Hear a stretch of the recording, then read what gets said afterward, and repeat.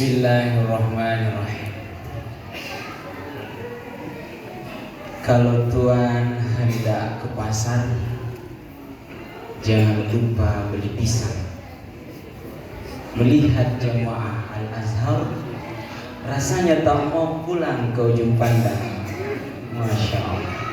Assalamualaikum warahmatullahi wabarakatuh. Waalaikumsalam warahmatullahi wabarakatuh. Alhamdulillahi rabbil alamin. Wasanna bisunnatin thumma tatimmu salihah. Subhanaka la ilma lana illa ma 'allamtana innaka antal alimul hakim. Ini bahasa ini bagus di view-nya di belakang. Bagus di belakang view-nya. Oh. Iya, jangan sampai jelek muka khusus.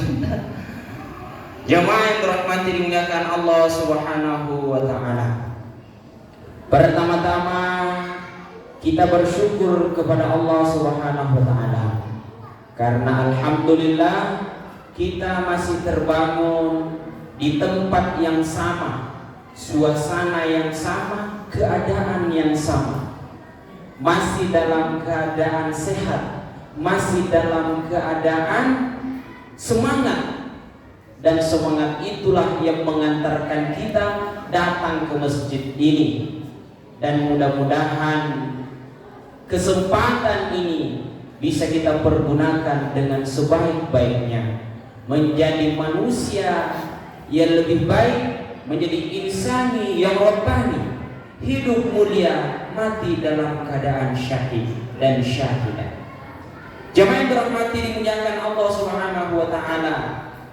Setiap selesai kita tidur atau kita bangun dari tidur kita membaca doa Alhamdulillahilladzi ahyana ba'dama amatana. Ini hafal tak ini doa ini? Hafal doa bangun tidur enggak? Hafal enggak? Enggak hafal ya? Doa bangun tidur. Saya ulang. Alhamdulillahilladzi. Bisa sambung?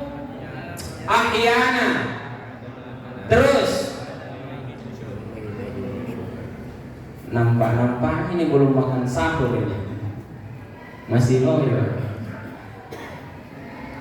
Kita selalu membaca doa Alhamdulillahilladzi ahyana ba'dama amatana wa ilaihi nusyur.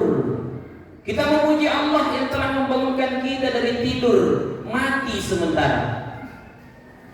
Lalu kemudian kita kembali beraktivitas. Itu syukur yang pertama kita di subuh hari ini. Yang kedua, kenapa kita senantiasa bersyukur kepada Allah, Bapak Ibu sekalian?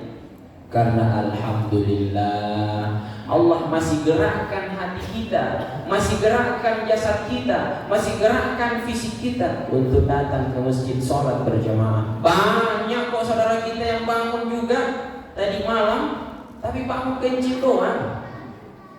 Banyak saudara kita yang bangun subuh ini, tapi ya bangun doang, tidak sholat. Kita alhamdulillah bangun ke masjid lagi sholatnya, masya Allah. Yang kedua, kita bersalawat kepada baginda Rasulullah Sallallahu Alaihi Wasallam. Man shalla alaihi salatan sallallahu alaiha biha asyara. Siapa yang bersalawat kepada aku satu kali, kata Rasulullah Sallallahu alaihi biha asyara, maka Allah akan bersalawat kepadanya 10 kali. Nah, Bapak sekalian, saya ingin buka satu percakapan seperti ini. Suatu waktu Allah bertanya kepada Nabi, Rasulullah, baik-baik ya Allah, ada apa ya Allah? Allah bertanya kepada Nabi, ya kekasihku, ya Muhammad, dunia ini untuk siapa? Maka Rasul menjawab, la adri, saya tidak tahu ya Allah. Bukankah engkau mengatakan wa ma utitum minal ilmi illa qalila? Engkau memberikan pengetahuan kepada hamba kecil dan sedikit sekali. Dan sedikitnya itu ya Allah pertanyaanmu, aku tidak bisa menjawab. Maka Allah mengatakan, sesungguhnya dunia ini aku ciptakan hanya untukmu wahai Muhammad. Pak Bu, mendengar percakapan ini, dunia ini untuk Muhammad, bukan untuk jamaah Al-Azhar. Jadi kalau ada yang tepuk dada, saya yang punya ini punya saya. Coba buka-buka percakapan ini. Karena ternyata dunia beserta isinya dihadiahkan, diperuntukkan hanya untuk Nabi Muhammad, bukan untuk kita. Bukan untuk kita.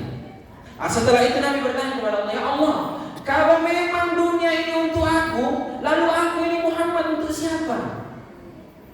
Aku ini Muhammad untuk siapa? Allah menjawab, aku menciptakanmu, aku menciptakan dan menjadikan engkau di atas muka bumi ini semata-mata untuk menjadi kekasih saya, bukan untuk yang lain. Pak, Bu, Nabi itu kekasih Allah. Kita kalau punya kekasih pasti disayang sekali. Iya tuh. Dijuallah celana, dijuallah pakaian, dijuallah harta yang berharga demi untuk bertemu dengan orang yang kita sayang, bertemu dengan kekasih kita. Jemaah yang dirahmati dimuliakan Allah Subhanahu wa taala, jadi Muhammad dicipta untuk menjadi kekasih Allah. Sekarang Allah kembali bertanya kepada Nabi Muhammad, dunia untuk engkau Muhammad dan engkau untuk aku. Sekarang aku bertanya kepadamu, aku ini Tuhan, Allah pencipta segala-galanya, untuk siapa? Maka Nabi menjawab, la adri, saya tidak tahu ya Allah, saya tidak tahu.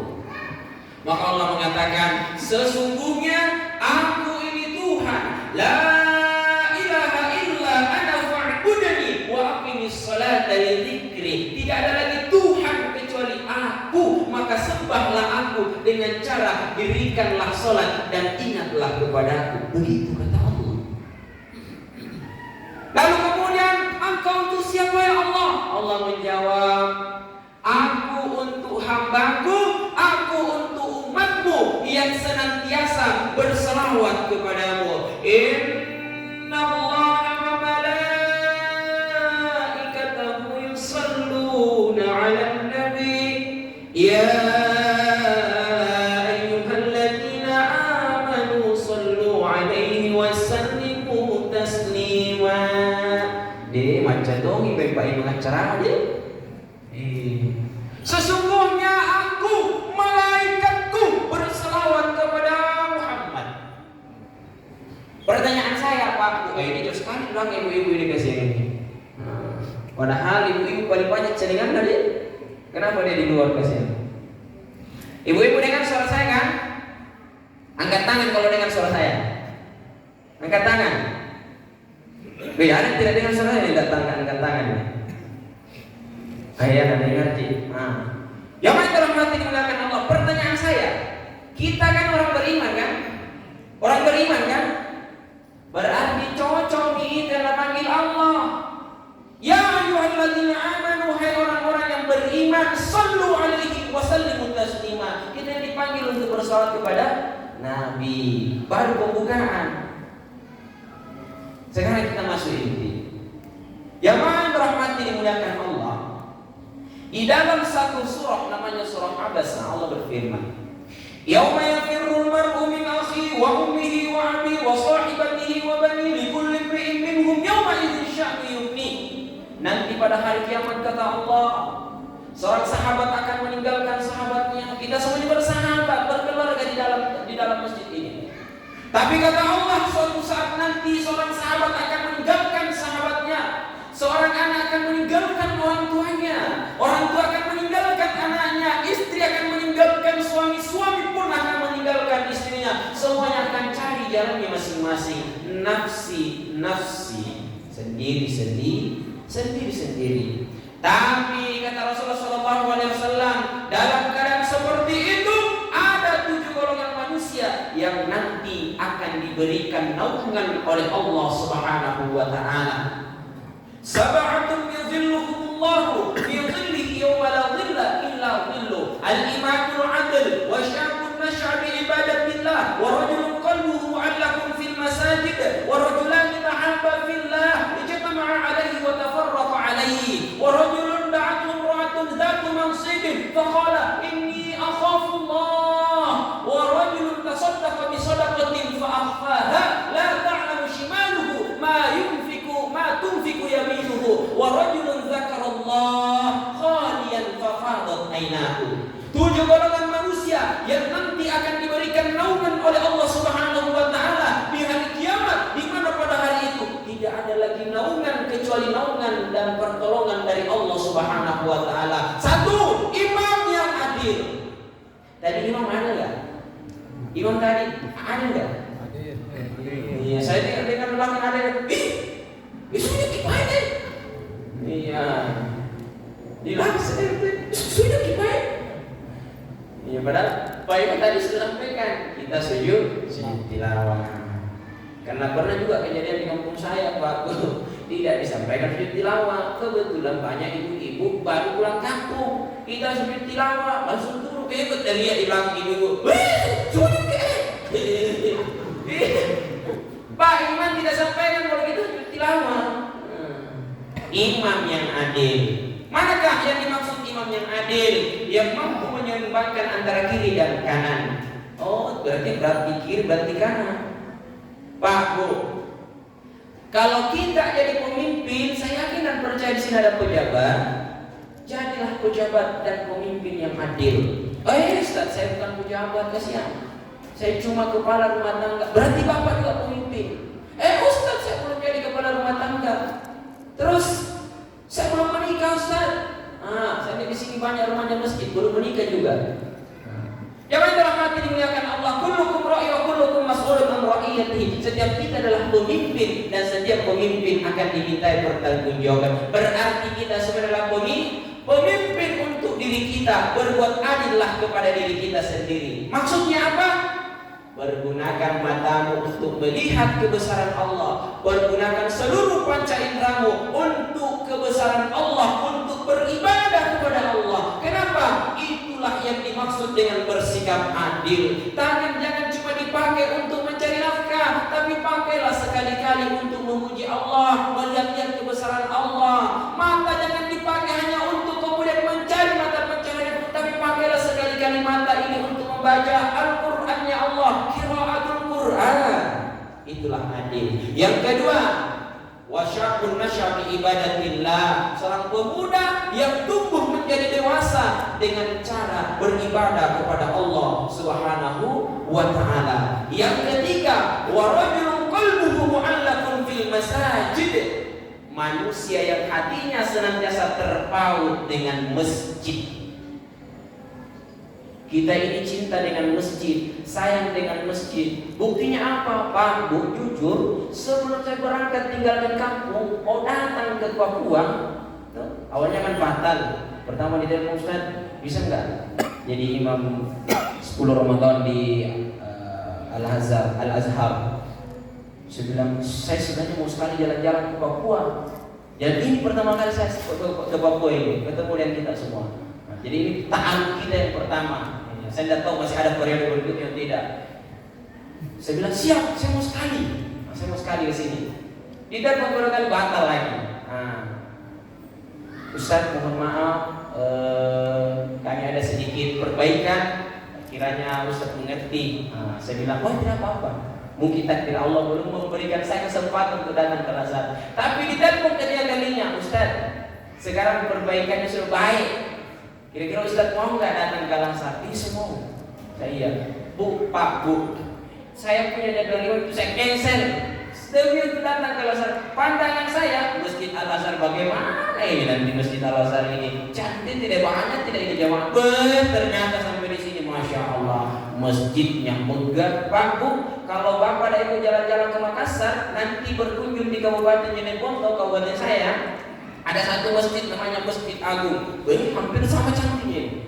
Masjid Agung saya loh, masjid kabupaten. Hampir sama dengan masjid kita ini yang bukan masjid pusat, bukan masjid kabupaten. Masya Allah. Datanglah di sini itu karena izin dan berkat Allah Subhanahu wa taala. Sampai di sini saya melihat kita semua ini adalah orang-orang yang cinta dengan masjid. Kita semua adalah orang-orang yang sayang dengan masjid. Manakah bukti kecintaan kita? Bayangkan Bapak Ibu sekalian, 5 kali sehari semalam kita sholat di masjid ini, tidak pernah kurang dari 3 saf. Bukti cinta kita kepada masjid. Dan inilah yang akan menyebabkan nanti Allah akan memberikan naungan kepada kita. Amin ya rabbal alamin. Jemaah yang dirahmati dimuliakan Allah Subhanahu wa taala. Tapi memang orang-orang senang datang ke masjid ini, Masya Allah. Kenapa? masjidnya bagus, ber-AC, sound systemnya bagus, kaligrafinya bagus, jamaahnya bagus, silaturahminya bagus, ta'alluqnya bagus. Kenapa banyak masjid yang ditinggalkan jemaah? Karena semuanya mau semua jadi ketua panitia. Kenapa masjid banyak ditinggalkan jemaah? Kenapa? Banyaknya itu saldonya masjid. Tapi biasa belum berarti kan tidak ada. Ada pun tingkat itu yang sudah 30 tahun. Itu kalau diinjak itu dari kelek itu kaki itu. Kalau kita sujud nempel semua di pasir di jidat ini. Malas orang datang ke masjid, kenapa? Panitia masjidnya galak-galak semua. Anak-anak dilarang main-main. Anak-anak kalau datang di masjid dimarahi, sehingga anak-anak ini tidak senang datang ke masjid. Nah, kenapa tidak ke masjid? Aduh, Pak Imam galak. Kenapa tidak datang ke masjid? Ngapain saya datang ke masjid? Datang ke masjid kami diusir Pak Ustaz. Kami lebih senang di sini main game. Tidak mau datang ke masjid. Kenapa tidak mau datang ke masjid? Aduh Pak Ustaz, pengurus masjidnya semua jahat-jahat, semua suka anak-anak. Tapi alhamdulillah di sini bukan cuma datang di masjid, anak-anak tinggal di masjid, dan ini menandakan Allah akan turunkan barokah setiap saat. Kenapa? Karena masjidnya hidup. Kata Imam Al-Ghazali, ketika engkau hendak memasuki satu kampung, lihatlah pertama-tama masjidnya. Kalau masjidnya itu banyak jamaahnya, berarti kampung itu hidup. Dan ketika engkau hendak memasuki kampung, melihat tidak ada jamaah di masjid, megah masjidnya, besar masjidnya, bagus fasilitas masjidnya, tapi tidak ada orang yang sholat. Yang sholat cuma Pak Iman tok saja. Dia yang azan, dia yang imam, dia juga makmum. Sawu sufufakum fa inna tasmiyata sufu min iqamatis sholat. Lihat ke belakang, tidak ada orang. Kata Imam Al-Ghazali, sesungguhnya kampung itu sudah mati. Jamaah yang dirahmati, dimuliakan Allah Subhanahu wa taala. Saya sampaikan saja artinya sampai selesai. Nanti di lain waktu saya akan sampaikan juga kalau masih dikasih kesempatan ceramah, tapi kalau tidak ya apa boleh buat.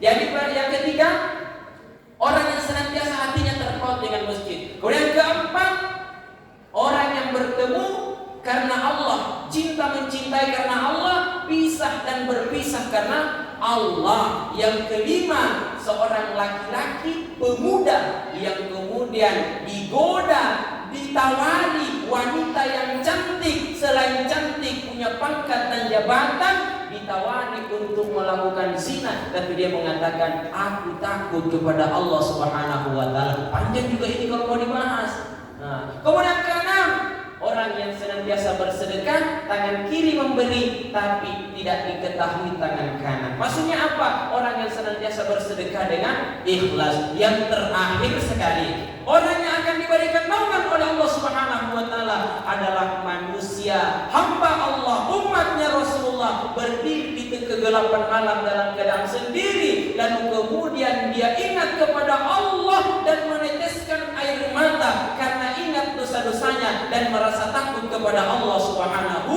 wa taala, dan pada saat itu dia bertobat kepada Allah Subhanahu wa taala, mengalirlah air matanya. Sebagai penutup jemaah yang dirahmati dimuliakan Allah, nanti di hari kiamat dalam satu kitab disampaikan, di hari kiamat api neraka akan naik menari semua manusia,